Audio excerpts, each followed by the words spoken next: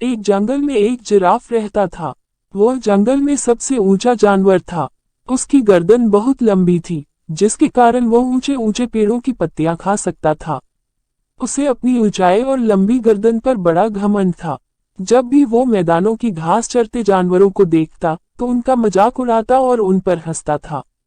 एक दिन जंगल में 3 जंगली भैंसे भोजन की तलाश में घूम रहे थे।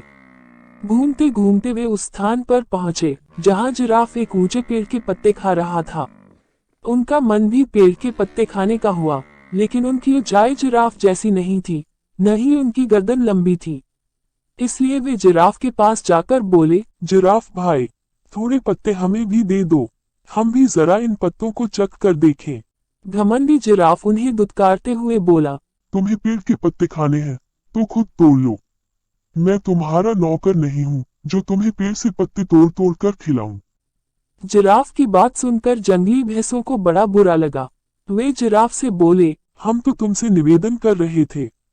जंगल के जानवरों को मिलजुल कर रहना चाहिए और एक दूसरे की मदद करनी चाहिए। ज्ञान मत बघारो, चलो भागो यहाँ से। जिराफ ने गुस्से में कहा और पेड़ के पत्ते खाने लगा।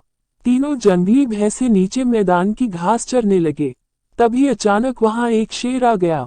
वह दिन भर से भूखा था और बड़े शिकार की तलाश में था। उसने जब जिराफ को देखा तो सोचा, आज इस जिराफ का ही शिकार करूंगा और पेट भरकर इसका मांस खाऊंगा। वह जिराफ की तरफ बढ़ने लगा।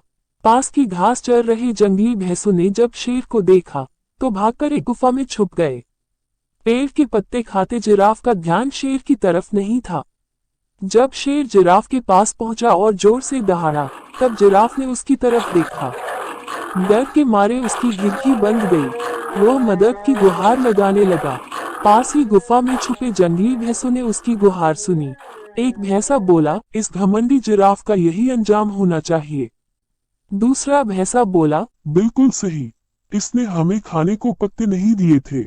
उनकी बात सुनकर तीसरा भैंसा बोला, नहीं भाइयों, हमें उसकी सहायता करनी चाहिए।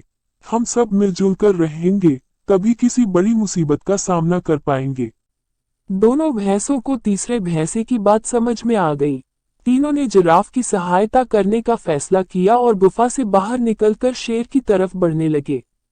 शेर के पास पहुंचकर उन्होंने उसे ललकारा, हिम्मत है तो हम तीनों का सामना कर।